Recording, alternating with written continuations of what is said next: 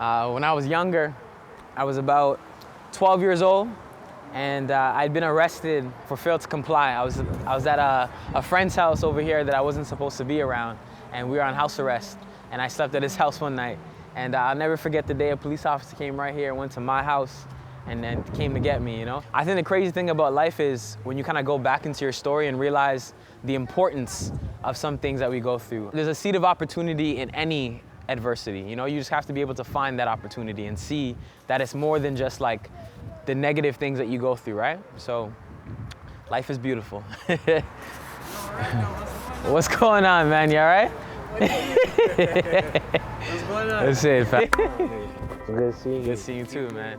Being in the hood, a lot of times you often think that it's like, just this is it. You know what I'm saying? Like when I grew up here, this was it. I didn't know anything. All I knew was hood stuff. You know what I mean? Living in the hood, trying to make money and trying to get out. And everyone's worried about getting out. It was a scene of sheer panic. I think in the scope of trying to get out, you get so focused on being here, on like the daily struggles, the daily things that you go through. It's stuff like you see on television and never thought it would happen.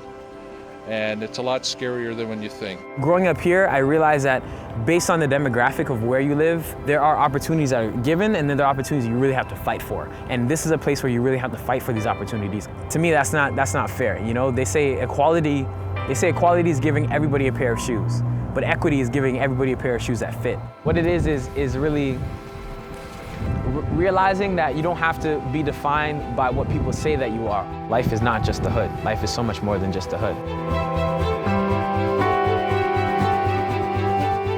My daughter called me and she said she was dodging bullets. You going back, please?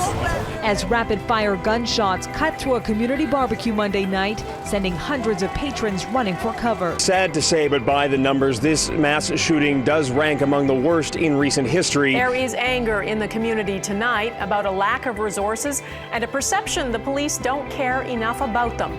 We just happen to grow up really fast. Fast in a sense where we were exposed to a lot at a very young age, you know? Things that at 16, 17 you'd be getting into, we were getting into it at 11, 12, right? I can't say I was causing trouble every day, you know? I wasn't causing trouble every day. I wanted to play basketball, I wanted to hang with my friends, and that's all we really wanted to do. But at the same time, if we wanted to go watch a movie, we needed money. And if we didn't get money, it was easy to go and, rob somebody for money, because that's the only alternative we knew. Sometimes we didn't have clothes for school, so we go to down the street at Winners. We'd rob clothes from Winners too. Guns, things like that, having access to that was not hard. I think I was getting suspended at the time. I got suspended a lot. She called my mom to come to the office, and she talked to my mom. She's like, your son has a lot of potential. And she's like, Randell's the worst student I ever had in 31 years of teaching. And my mom kind of turning to me, looking at me like, are you kidding me? Like, my son, the worst student you ever had in 31 years of teaching? Inside of me, I kind of went like this. I was like, yes. A part of me said yes, because for the first time I was getting attention. I just wanted, as a kid, I just wanted attention. Living here, the only way you were heard or felt or seen was if you did something wrong, if you did cause trouble. That's the only way, My principal found out that I moved. She made sure that I didn't stay at that school for that year. You can imagine a grade 8 teacher who's in her second year. She gets this OSSR of a 13-year-old grade 8 student. This 13-year-old that's been arrested 3 times. This 13-year-old kid who's been suspended more times than she's ever seen. And what I love about her is she didn't label me, She didn't label me and say, oh, he's a troublemaker. But she really took the time to want to understand me. One of the best ways I felt she challenged me was giving me a piece of paper and pen and said, tell me your story. And I told her my story. I wrote my very first poem. I found it to be so liberating, so just freeing, and just expressing the anger and the pain and all the tough things I'd gone through. And finally, there was this piece of paper that listened to my story, and this pen that helped me tell the story. This piece of paper didn't judge me for what I had to say. This pen just allowed me to creatively express what I was feeling, and it felt great.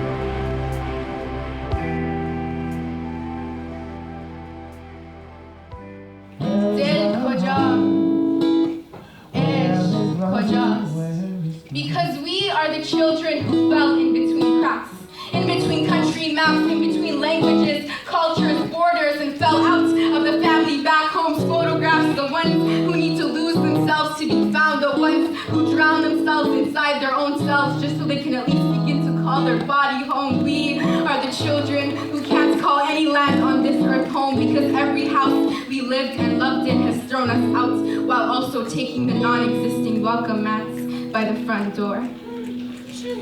Gatan, Koja, Khane Koja. We started off with 23 people. People left that night and said, you know what, yo, you gotta come to this thing. The next week we had 25 people, and I think it was about a month in where we got to 50 people.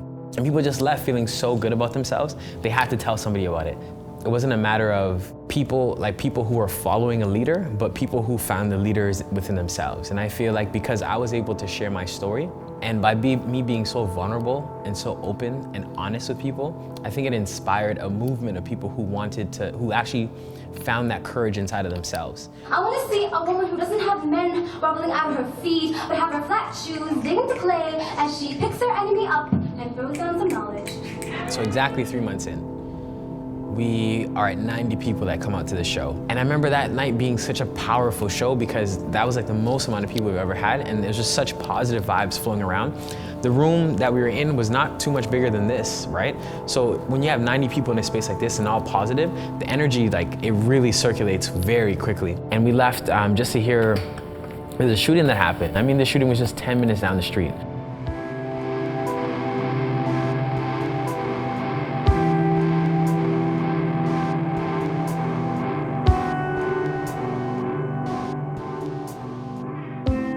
People that started shooting, they were just running. This one girl said she was seeing people that's dropping behind her. It happened around 11 p.m. Monday night on Danzig Street near Morningside in Lawrence. The brazen gunfight left a 14-year-old girl and a 23-year-old man dead, while 23 others, including a toddler, suffered gunshot wounds. I've been a cop for 35 years, and this is the worst incident of gun violence in my memory anywhere in North America. My god sister, she was at the barbecue where the shooting happened. She was pregnant with my goddaughter now. She was running, and she tripped and almost, lost her baby. And I remember when she told me that story afterwards, I was just my goddaughter, she might have died in the womb. And afterwards, a few young people came to me and said, Randell, if it wasn't for Rise, I was gonna go to that barbecue where the shooting happened. But I came to Rise because I knew it'd be a positive space. And I mean, that was the very moment where I knew what I was doing was beyond me. It was so much bigger than me because this thing needs to happen. We shouldn't be living in an environment where you don't feel safe in your own neighborhood, in your own community. It just needs to stop. It just needs to stop. And I think where it starts is people learning more about themselves, and I think where it ends is safe spaces where you can learn about yourself in a safe space. So. What are you? Excellent. Why? Rise is a place where you can definitely find a home away from home, or if you don't have a home in general, this is somewhere you can come and have a family.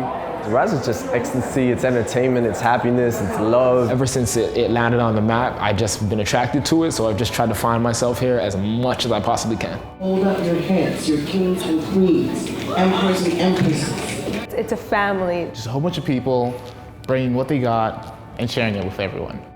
A church for the new age generation is no boundaries, no religion. It's a place where you can come, be happy, feel others' pain, express yourself wholeheartedly, and not feel judged. I am not my struggles. I am not my struggles. I am not my pain. I am not my pain. They are just roadblocks. They are just roadblocks. Proving how far I came. Proving how far I came.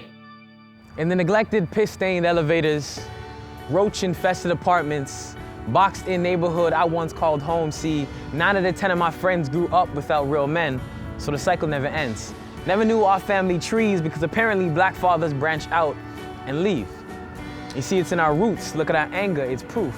We are the footprints of our forefathers' issues because our ancestors never fought to become free blacks. We simply fought to be free. See, we've lost touch with the roots of our family trees, our natural identities, and I am tired.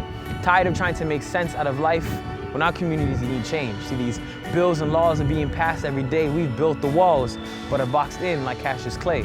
See, our ancestors are spinning counterclockwise in their graves. We've been sentenced to marginalized bars of stagnance, and we barely turned the page. Some of us are still cotton picking, materialistic and closed-minded. We are sagging our jeans into our jeans because sagging spelled backwards is. So go figure that the finger on the trigger is another brother brushed off from the canvas of the bigger picture.